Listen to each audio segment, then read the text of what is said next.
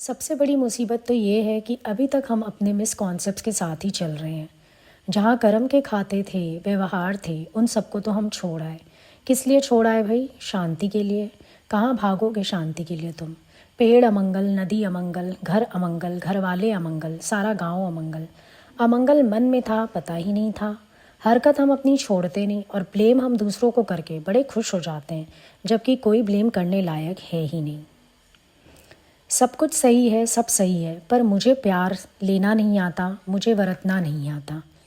मैंने ही किसी से अपना मन नहीं मिलाया, मैंने ही किसी को मीत नहीं बनाया, मैं ही प्रसन्नचित होके नहीं रहता हूँ, मैं ही सबके साथ मिक्सअप होके नहीं रहता हूँ, मैं ही सबके साथ हंसता बोलता नहीं हूँ। प्रॉब्लम्स तो अपने अंदर होती हैं इंसान के। जगह तो कहीं भी बनाई जा सकती है, लेकिन अपना अहंकार छोड़ना पड़ता है उसके लिए। जगह बन नहीं पाई या हम बना नहीं पाए। प्यार से तो एक जानवर भी जगह बना लेता है। हम अगर जगह नहीं बना पा रहे तो क्या इसमें हमारा दोष नहीं है?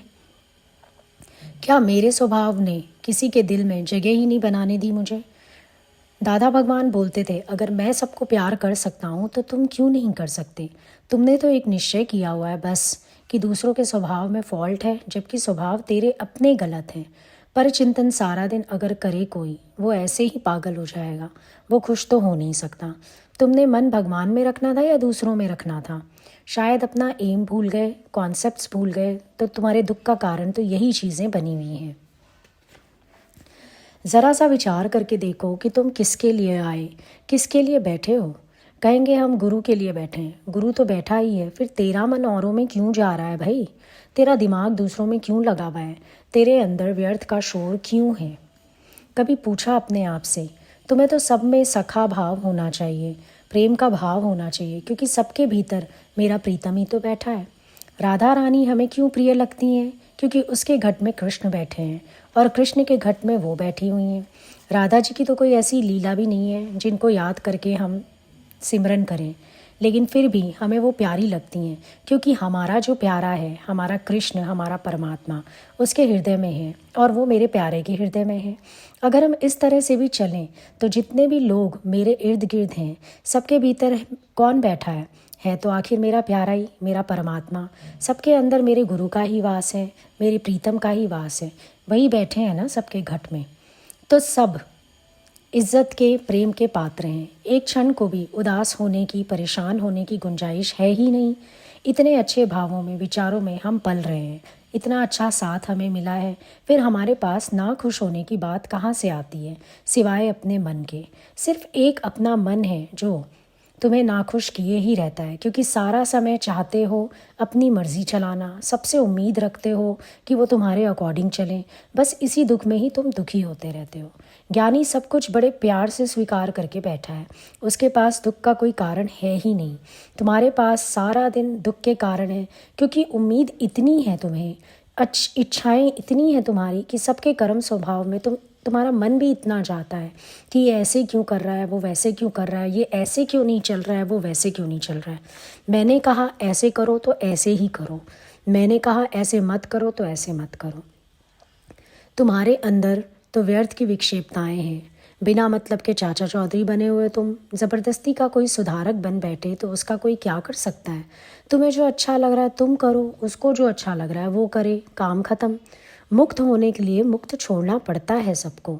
अगर हम कुत्ते से भी आज़ाद होना चाहते हैं ना, तो पहले कुत्ते को आज़ाद करेंगे, उसकी जंजीर छोड़ेंगे, वो अपना जाए जहाँ जाना है, मैं भी छूटा। तुम्हें ये रमज़ तो आती ही नहीं, चाहे तुम्हारा हक है या नहीं है, पर बांधने की कोशिश तुम सबको पूरी तरह से करते हो। अंदर मन में हलचल ज़रूर ले आते हो, देख इसको अक्ल ही नहीं है, ऐसे कर रहा है, वैसे कर रहा है, देख ये जवाब दे रहा है, ऐसे हो गए परेशान। यही तो प्रॉब्लम्स है तुम्हारी, कुड़ कुड़ के रहते हो। कहीं कहीं तुमने खोजा कि तुम्हें कुड़न क्यों हुई। बाहर से विक्षेपता नहीं दिखाई दी, पर मन कुड़ के रह गया। एक बार हिल गया अंदर वाला, एक बार नॉस्ट्रल्स फूल गए तुम्हारे, एक बार मुट्ठियाँ भिज गई तुम्हारी, एक बार चिढ़ मच गई तुम्हें, चाहे फिर कंट्रोल करके तुमने काम किया हो, लेकिन एक बार तो तुम्हें विक्षेपता आ ही जाती है। अब ये तुम्हारा स्वभाव गलत है कि तुम अपने आप को हिटलर क्यों बना के चलते हो कि तुमने आज्ञा दे दी तो काम अगले को वैसे ही करना है। अब चाहे अगले के हाथ में कोई दूसरा काम हो, लेकिन तुम बोलोगे पहले छोड़कर तुम्हारे सामने हाजिर हो। तुम्हारी प्रॉब्लम ये है, सारे प्रॉब्लम्स अपने मन के, अपने स्वभावों के हैं, और हम ब्लेम करते रहते हैं दूसरों को, पर चिंतन करते हैं। पर चिंतन की तुम्हारी आदत है, गलतियां देखने की तुम्हारी आदत है। पहली गलती तो ये है कि तुम्हें दूसरों का सहारा ही क्यों चाहिए। तुमसे जो काम होता है तुम करो, नहीं होता है छोड़ दो। अजीब अजीब तुम्हारी सृष्टि है। कोई काम करना है, सहारा चाहिए। क्यों भाई, खुद से नहीं कर सकते? सहारा करने वाला क्या खुद से बना नहीं सकता? बस ऑर्डर्स दे देंगे, ये ले आ, वो ले आ, ऐसे कर, वैसे कर, बैठ जाएंगे एक जगह पे और हुक्म चलाते रहेंगे, और फिर लास्ट में ट्रे लेके चलते बनेंगे, जी मैंने बनाया, मैंने किया।